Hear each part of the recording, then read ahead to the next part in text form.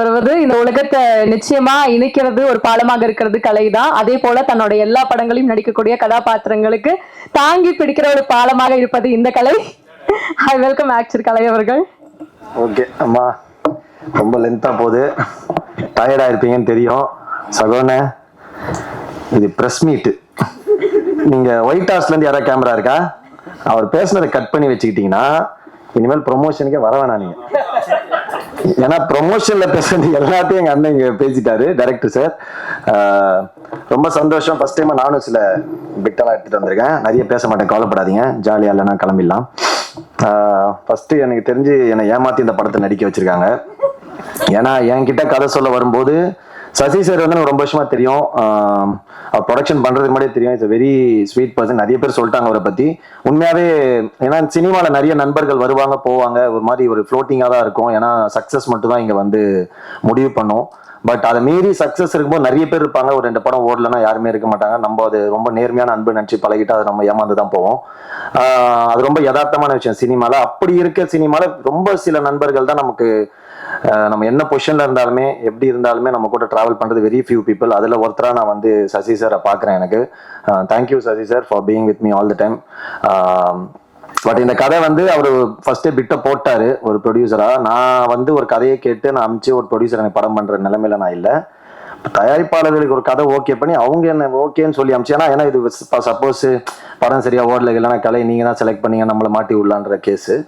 அப்படி இல்லாம உண்மையா சார் நீங்க தான் செலக்ட் பண்ணி இந்த கதையை எனக்கு அமிச்சார் நான் கேட்டேன். அதே மாதிரி என்கிட்ட வரும்போது விதார்த்தன் இந்த கதையை செலக்ட் பண்ணிட்டாரு அப்படின்னு தான் சகோதரன் சொன்னாரு. உண்மையா கதை ரொம்ப நல்லா இருந்தது, கேட்டோன்னே பயங்கரமா பிடிச்சிருந்தது. அதே மாதிரி விதார்த்தனோட கதை செலெக்ஷன் பத்தி நமக்கு தெரியும். நான் ஆனால் கதையை கேட்டு முடிச்சோடனே அந்த ரோல் நான் நடிக்கிறேன் கேட்டேன். ஏன்னா இப்போ பிரதாப் சொன்னார்ல, அதுதான். ஏன்னா இப்போ எனக்குமே அந்த பிரச்சனை பயங்கரமா இருக்கு. இந்த கதையை கேட்டோன்னே நீங்க மட்டும் தான் நடிக்க முடியும் அதுன்றலாம் சும்மா ஜோக்கு. யாருனாலும் நடிக்கலாம் கண்டிப்பா. இப்போ இன்னைக்கு இருக்க தருணத்துல எனி ஒன் கேன் ஆக்ட். ஆக்சுவலா இப்போ ராமரண்ண சொன்னாங்க உங்களை நடிக்க கூப்பிட்டாருன்னு, அது தப்பே இல்லை.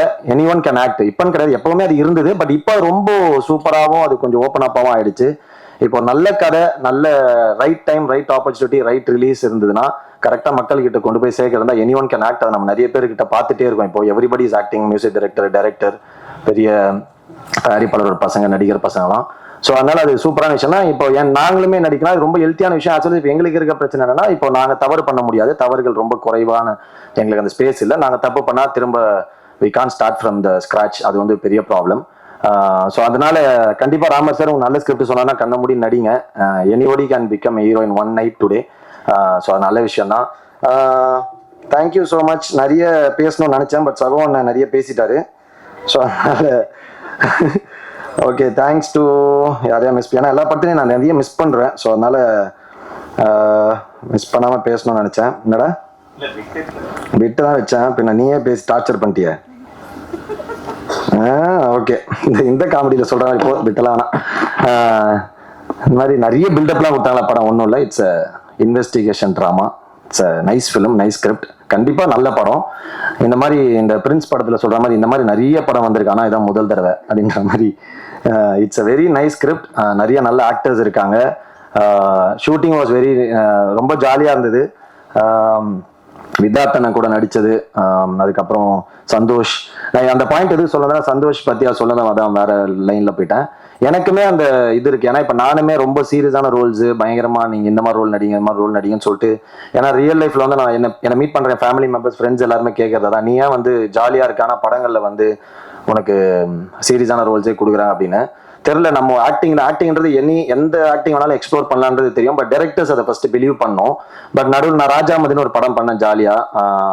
பட் நினைச்ச அளவுக்கு அது பெருசா போல. ஸோ அதனால மேபி அந்த டைரக்டர்ஸ்க்கு வந்து அந்த சைட்ல இப்போ பர்ஃபார்மன்ஸ் ரொம்ப த்ரில்லரு, கண்டென்ட் ஓரியன்ட் அப்படின்னோடனே ஒரு அவார்டு அப்படின்னோடனே டக்குன்னு அது நம்ம வந்து செத்துறோம் அப்படின்னோடனே நம்மளை வந்து அதை ஃபோக்கஸ் பண்ணி கேட்குறாங்க. பட் அது மாரி லைட் ஹார்ட்டடான ஃபிலிம், ஜாலியான படங்கள் பண்ணணும்னு எனக்கும் ரொம்ப ஆசை இருக்கு. அந்த மாதிரி கதைகள் இப்போ சகோனை வந்து சந்தோஷ் மேல வச்ச நம்பிக்கை மாதிரி ஏதாவது டைரக்டர்ஸ் என் மேல வச்சேன். ஏன்னா ரஞ்சித் சார் வந்து நான் நட்சத்திரம் நகருக்கு இது பண்ணேன். அது பயங்கர ஒரு மாதிரி ஒரு பொலிட்டிக்கலா ராங்கான ஒரு கேரக்டர். பட் ஆனால் போக டிரான்ஸ்மிஷன். பட் ஆனால் இட்ஸ் வெரி நைஸ் ஃப்ரீக்கியான ஒரு கேரக்டர். அந்த மாதிரி தான். அப்புறம் டைட்டானிக்னு ஒரு படம் பண்ண ஜாலியான ஒரு ஜோன்ல. பட் அன்ஃபார்ச்சுனேட்லி அது ரிலீஸ் ஆகல. மேபி அது ரிலீஸ் ஆனா டைரக்டர்ஸ் மைண்ட்ல ஒரு பெர்ஸ்பெக்டிவ் மாறி இருக்கும். இந்த படத்துலேயே சொன்ன முடிச்சோடனே நான் கேட்டேன் அந்த ரோல் நான் பண்றேன். ஏன்னா எனக்கு வந்து தொடர்ந்து இந்த மாதிரி பண்றதுல வந்து ஓகே நம்மளை நம்பி பெர்ஃபார்மன்ஸ் கேட்கறாங்க. எனக்கு என்னன்னா இதை நினைச்சுதான் நான் சினிமாக்கு வந்து ஆக்சுவலாக நல்ல ஆக்டர்னு பேர் வாங்கணும் தான், நான் ஸ்டார் ஆகணும்லாம் ஆசைப்படல. ஒரு நல்ல ஆக்டர்னு பேர் வாங்கணும், நம்ம வந்து ஃபேமை விட புகழை விட பணத்தை விட ஒரு ரெஸ்பெக்ட் வந்து நம்ம ஏர்ன் பண்ணோம் ஒர்க்கை வச்சு அப்படின்னு எனக்கு ரொம்ப ஆசை இருக்கு. But I always believe money and respect வந்து நம்ம கேட்டு வரக்கூடாது, நம்ம அது வந்து நம்ம பண்ற வேலையை பார்த்து வரணும்னு அந்த மாதிரி தான் நினைச்சேன். பட் இங்க தமிழ்ல என்ன பிரச்சனைனா வந்து ஒரு படம் ஒரு ரோல் நடிச்சு ஹிட் ஆயிடுச்சுன்னா உடனே அதே மாதிரி எல்லா ரோலும் கூப்பிடுறது, இதனாலே இப்போ வந்து அது வந்து பண்ணி பண்ணி பண்ணி அதுக்கு ரொம்ப ஹர்ட்டிங் ஆயிடுச்சு. ஏன்னா நம்ம வந்து கம்ஃபர்ட் சேலரி எல்லாமே சாக்ரிஃபைஸ் பண்ணிட்டு போவோம். பட் அங்கே வந்து திரும்ப அதே மாதிரி கூப்பிட்டு கொஞ்சம் டிஸ்டர்ப் ஆகும். அதனால கொஞ்சம் ஜாலியான கேரக்டர் பண்ணலாம் தான் அண்ணன் கேட்டேன். அது இல்லை, தேங்க்யூ சாகு சசி சார். ஏன்னா நிறைய படங்கள் நடிப்போம் போவோம் வருவோம், அது ஒரு ரிலேஷன்ஷிப். எந்த படமே கண்டிப்பா 100% சொல்லலாம் எந்த படமே பிரச்சனை இல்லாமல் நடக்காது, பிரச்சனை இல்லாமல் முடியாது. இந்த ரொம்ப ஃபேக்கான ஒரு இடம் வந்து ப்ரெஸ் மீட்டு ஆடியோ லான்ச் இதெல்லாம் தான். கண்டிப்பா எல்லா படத்துலயும் அதோட பிரச்சனைகள் இருக்கும், அது ரொம்ப இயல்பா இருக்கும், எல்லாருக்குமே நடக்கும். அதே மாதிரி எல்லா படத்துலயும் இருந்த மாதிரி எங்களுக்கு இந்த படத்துலயுமே கொஞ்சம் முடிஞ்சிச்சு, சின்ன சின்ன டிலே எல்லாம் இருந்தது, அதெல்லாம் ஓகே. பட் கடைசி வரைக்கும் நம்ம வந்து நிறைய படங்கள் நமக்கு பணம் வராமல் போயிருக்கு, எல்லாம் போயிருக்கு. பட் அதை மீறி நான் ரொம்ப முக்கியமா சினிமா நினைக்கிறது வந்து ஃபர்ஸ்ட் மக்கள் அந்த படத்தை கொண்டு போய் சேர்த்த உடனே அதை ஹிட்டாக்குது, அதை கொண்டு போற பிரஸ் அண்ட் மீடியா பீப்புள் நீங்க. அதை எல்லாத்த விட அந்த படத்தை பண்றதுக்கு உதவியா இருக்கிற முதல் ஆள் வந்து ப்ரொடியூசர்.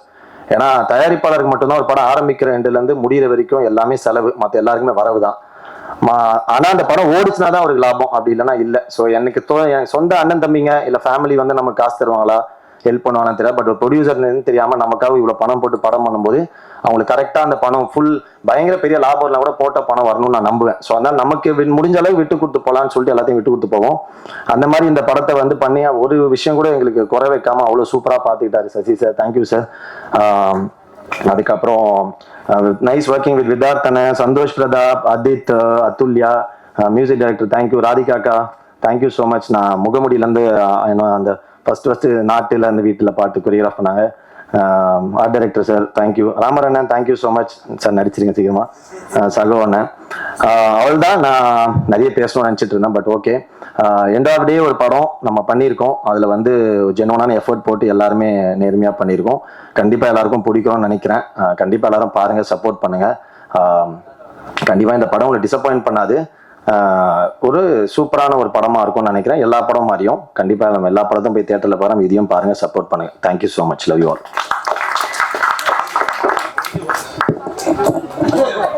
தேஜு நன்றி, சூப்பர் சூப்பரா இருந்துச்சு. சரத் தேங்க்யூ, ஆல் தான். சார் சார் சார் சார் நீங்க பேசுறது எல்லாருமே வருத்தப்பட்டாங்க, அதுக்காக அந்த வருத்தத்தை நிவர்த்தி செய்ய உடனே விட்டாரு. பல கண்டென்ட் ட்ரிவன் கதைகள் மூலமா நம்மளை என்டர்டெயின் பண்ணிட்டு இருக்கக்கூடிய ஒரு அமேசிங்கான ஆக்டர் விதார்த் அவர்களை பேச அழைக்கிறேன். இல்லை, நான் எந்திரிச்சு வந்துட்டு அவங்கள அவமரியாதை பண்ண மாதிரி இருக்குமோன்னு ஒரு டவுட்டு. ஆனால் இருந்தாலும் தலைவா இவ்வளோ பேசுனீங்களே, படத்துல கொஞ்சமாவது ஒரு உலகத்திலேயே டப்பிங்க்கு கேட்ட திறந்துட்டு வெளில வந்த முதல் நான் தான். உள்ள போயிட்டு டப்பிங் இருக்கு எனக்கா, ஆமா அப்படின்னா உள்ள டப்பிங் போனா முடிஞ்சு போகலாம் அப்படின்ட்டாங்க. அப்படி வந்தா ஃபர்ஸ்ட் ஆள்னா ஆக்சுவலா கடைசி பேசவே கூடாதுங்க. எங்க ப்ரொடியூசர் சொன்னாரு, ஏதாவது வைரலா ஒரு விஷயம் பேசுங்க. சரி என்ன நம்ம வந்து நம்ம லைஃப்லயே என்ன நடக்குதோ அதுதான் பேசுறோம். என்ன வைரலா என்ன பேசலாம்னா ஒரு ஐடியா ஒண்ணு பேசிட்டு வந்தாயா வந்து சரத்து நீ படத்துல காமெடி பண்ற, எனக்கு காமெடி பண்ணிட்டு போயிட்டிய. சரி ஒரு ஐடியா நான் படத்துல தான் பேசல, இங்கேயும் வந்துட்டு இப்படி பார்த்துட்டு போய் உட்காந்துடலாம் என்னன்னு கிட்ட ஏதோ ஒண்ணு பண்ணலாம்னு பார்த்தா உடைச்சா. அடுத்த தலைவன் யாரு தலைவன் வராலாம் வந்து என்ன பேசுறது சொல்லுங்களா, என்ன பேசுறது, திருப்பி எல்லாரும் பேசுறது திருப்பி பேசணும். இருந்தாலும் நாங்க எல்லாரும் இந்த படம் மூலமாக ஒன்னானோங்கிற தாண்டி நாங்க பர்சனலா அங்கங்க சந்திச்சிருக்கிறோம். உங்க இது பண்ணி சொல்ற மாதிரி அந்த மாதிரி இடங்கள்ல சந்திச்சிருக்கிறோம். ஆனா அது வந்து நாங்க எல்லாம் சேர்ந்து ஒரு படம் பண்ணோம்ல. ஆக்சுவலி கலையும் நானும் வந்து ஒரு வெப் சீரிஸ் பண்ணியிருக்கோம். அது உண்மையிலேயே ரொம்ப பிரமாதமா வந்திருக்கு. அதுக்கப்புறம் ஏன்னா நல்ல படங்கள் பண்ணுங்க, அதே 2 பேரும் சேர்ந்து இப்போ படம் பண்ணிருக்கோம். அந்த படம் எல்லாருக்குமே பியூட்டிஃபுல்லுங்க, எல்லாருக்குமே ரொம்ப முக்கியமான விஷயம். எனக்கு மட்டும்தான் கொஞ்சம் தயக்கம் இருந்தது படம் பண்ணி முடிச்சுட்டு, ஏன்னா படத்துல எனக்கு டயலாக்கே கிடையாது. அது ரொம்ப கஷ்டமா இருந்தது அதை பண்றதுக்கு. டைரக்டர் கொடுத்த கான்ஃபிடென்ட் தான் கடைசியில வந்து நான் எனக்கு வேணும்னு சொல்லி நானே டயலாக் அவர்கிட்ட சொன்னேன். அவர் உடனே எழுதி கொடுத்தாரு. எடுத்துருவோம் பார்த்தாரு, எடுக்கவே இல்லை. என்னங்க நீங்க ஏமாத்திட்டீங்க அப்படிங்கும்போது ராமர் எடிட்டர் அவர் தான், இல்லை சார் செம்மையா இருக்கு நீங்க பாருங்க. நான் எதுக்கு ராமருக்கு கிளாப் பண்ணேன்னா, இவர் பேசினது வெற்றிமாறன் சார் ஆடியோவில் பேசின போது நான் அவருக்கு ஒரு பெரிய ஃபேன் ஆயிட்டேன். செம்மையா பேசினாரு. அப்போ நான் வந்து சிவன் இவரை கும்பிடுறாரு. அப்போ சிவனடியார் வந்து அவர் வாயிலேருந்து சொல்லிருச்சு, நீங்க எக்ஸ்ட்ரானரியா இருக்கு உங்களுக்கு, நீங்க இதுல உங்களுக்கு டப்பிங் உங்களுக்கு டயலாக் இல்லாததான் புதுசா இருக்கு அப்படின்னாரு. அந்த நம்பிக்கையோட நானும் இருக்கிறேன். ஆக்சுவலாக இது வந்து பியூட்டிஃபுல் ஸ்டோரி. என்னன்னா, கணேஷ் சார் வந்து ஒரு 8 வருஷத்துக்கு முன்னாடி ஒரு கதை சொன்னார் எனக்கு. ரொம்ப அற்புதமான கதை. அதுக்கு நாங்கள் ப்ரொடக்ஷன்லாம் பார்த்து ஒன்று இருந்தது. அது ட்ரை பண்ணால் நடக்கலை. ஆனால் நான் அவர்கிட்ட சொன்னேன், நீங்கள் எந்த படம் எடுத்து கூப்பிட்டாலும் நான் கண்டிப்பாக இருப்பேன் அப்படின்னு தான் சொன்னேன். இந்த படம் மூலமாக தான் எனக்கு சசி சார் அறிமுகமானார். நான் இப்போ சொல்கிறேன், சில படங்களை சொல்லியிருப்போம், ஆனால் அவங்க புது தயாரிப்பாளராக இருப்பாங்க, வந்து என்னை அப்படி பார்த்துருப்பாங்க. ஆனால் சினிமாவுக்குள்ளேயே கிட்டத்தட்ட 15-16 வருடமாக சினிமாவில் இருந்து ஒரு தயாரிப்பாளர் சேர்ந்து என் சம்பளத்தை பிரதர் இதுதான் அப்படின்னு சொன்னது அவர் தான். அதே மாதிரி நான் பணம் ஒரு நாள் கூட கெட்டதில்லை. பணத்தை கொடுத்துட்டாரு, கேட்காமலே போனோன்னா அந்த பணம் வந்தது. சரி பணம் வந்துருச்சுன்னா நான் நினச்சேன் அவர் என்னுடைய ஊர், இங்கே பழகினதுக்கு அப்புறம் தான் தெரியும் அவர் ஏன் ஊருன்னு. சரி நம்ம ஊருக்காரன் நம்ம கரெக்டாக கொடுத்துட்டாருன்னு நினைக்கிறேன். பார்த்தா எல்லாருக்குமே ஃபோன் பண்ணி கூப்பிட்டு கொடுத்தாரு. அது பெரிய விஷயம். இவ்வளோ வருஷமா சினிமாவில் இருந்து, இல்லைப்பா ஒரு படம் பண்ணியிருக்கேன் இன்னும் எனக்கு அது முடியல அப்படிலாம் கருத்து சொல்லாமல், அவங்க டப்பிங்க்கு முன்னாடியே நாங்களாம் சரி டப் பண்ணிட்டு வாங்கிக்கணும், டப்பிங்க்கு முன்னாடியே எல்லார் பணமும் செட்டில் பண்ணது. அது உங்களுடைய உள்ளத்துக்காகவே கண்டிப்பாக நீங்கள் ட்ரெஸ் மட்டும் வெள்ளை இல்லை, நீங்கள் கம்பெனி வெள்ளை இல்லை, நீங்களே வெள்ளையான மனிதர் தான். கண்டிப்பாக அந்த படம் ஒரு டெஃபினட்டாக ஹிட் அடிக்குங்கிற எனக்கு நம்பிக்கை இருக்குது.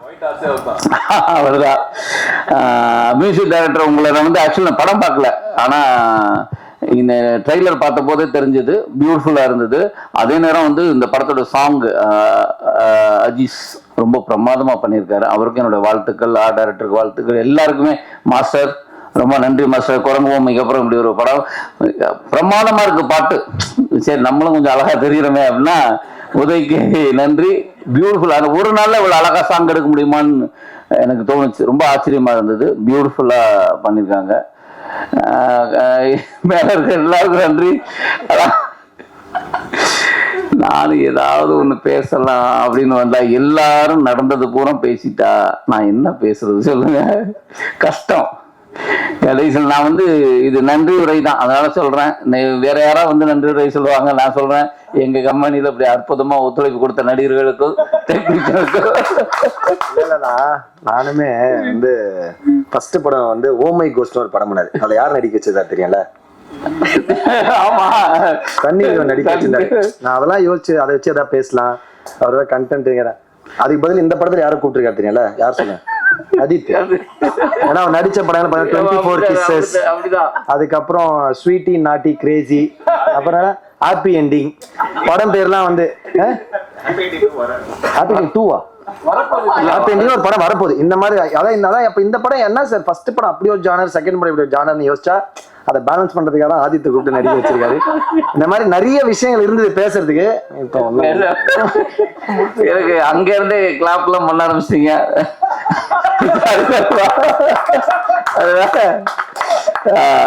ஆனா அவங்கெல்லாம் சொன்னபடி நம்ம படங்கள் கொஞ்சம் நல்ல படமா இருக்குங்கிறது 100% சொல்றேன். டெஃபினட்டா இது ஒரு நல்ல திரைக்கதையா இருக்கும், நல்ல ஒரு படமா இருக்கும்.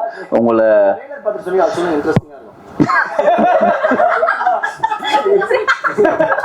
இல்லைங்க நான் சொல்லிடுறேன், சாரிங்க மன்னிச்சிருங்க, திரும்ப வரேன்.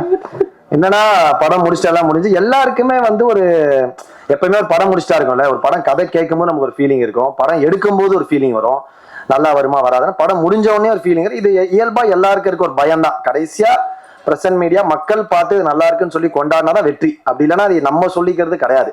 நம்ம எல்லாருக்குமே எல்லாமே பிடிச்சிதான் பண்றது, பிடிக்காம பண்றது இல்லை. இந்த படம் முடிச்சிட்டோம், நேற்று ப்ரொமோஷன்லாம் பண்ணிட்டு இருக்கோம். வந்து அவங்க சொன்ன மாதிரி இப்போ பிரஸ் மீட் ஸ்டேஜ்ல இந்த மாதிரி தான் எல்லா ப்ரொமோஷனுமே இருக்குது. ஒரே ஸ்டோப்பால, அது சோஃபா 2 தான் போடுறாங்க, ஒரு 15 பேர் உட்காந்து ஒரே டார்ச்சரா வந்து ஒன்று பண்றாங்க. கால் மேல யாராவது பார்த்துட்டு தயவு செஞ்சு இந்த படம் ப்ரொமோஷன் பார்த்து இவனால திமுறா கால் மேல கால் போடுவோம் தயவுச்சு தப்பா நினைச்சுக்காங்க. உண்மையாக இடம் இல்லாம முடியாம உட்காந்து பக்கத்துல உங்க கால் இடிச்சிட கூடாதுன்னு உட்காந்துதான். அப்படி இருக்கும்போது இவர் ட்ரெய்லர் நேற்று என்னங்க அப்படின்னு இவர் வந்து ஒரு ஜென்சி கிட் மாதிரியே பிஹேவ் பண்ணிருக்காரு எங்க டைரக்டர். அவரே ஜோக் அடிச்சுட்டு அவரே சிரிக்கிறாரு.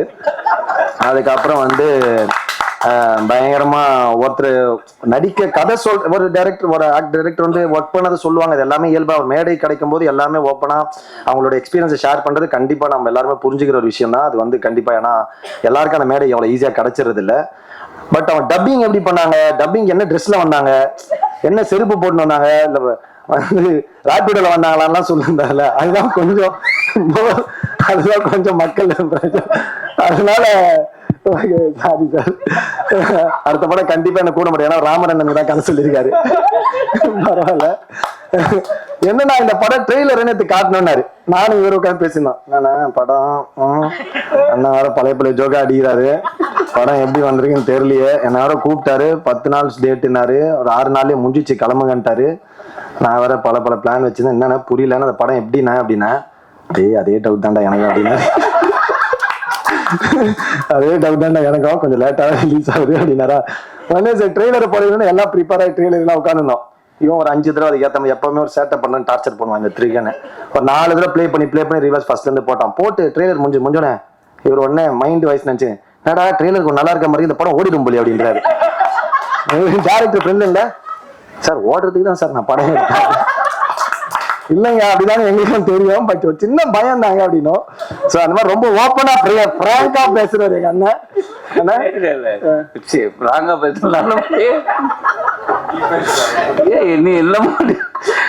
இல்ல என்னன்னா படம் முடிஞ்சு கிட்டத்தட்ட ஆமா 1 இயர் ஆயிடுச்சு படம் முடிஞ்சு. அப்போ 1 இயர் ஆனாலும் நிறைய படங்களை பார்த்திருப்போம். அப்ப நம்ம ஒரு லேட்டானா இந்த மாதிரி ஏதாவது விஷயம் வந்திருக்குமோ அப்படிங்கிற ஒரு எனக்கு சாங் இருக்கிறதே தெரியாது. திடீர்னு நேத்து தான் சாங் பார்த்தேன். ஓ இந்த படத்துல பாட்டு தான் இருக்கா, நம்ம ஆடி இருக்கோமா. அதுல வந்து என்னப்பா கரெக்டா இருக்குமா, அந்த டைம் ஓகேயா, நமக்கு அந்த கதை எதுவும் வந்துச்சு, சீக்வன்ஸ் எதுவும் வந்தா. ஏன்னா அதுக்கப்புறம் ஒரு 6-7 படம் நடிச்சிருக்கோம், அந்த கதையில ஞாபகம் வரல. அதுல பார்த்தோன்னே எனக்கு உண்மையிலே அந்த ட்ரெயிலர் பார்த்தேன். நீங்க பார்த்து நான் ஒன்றும் போய் பேசல, நீங்க ட்ரெயிலர் பார்த்தீங்க. அப்ப பார்த்ததுல சொன்னேன் அத வேறையா சொல்லி அது இருந்ததே எனக்கு தெரியலையே.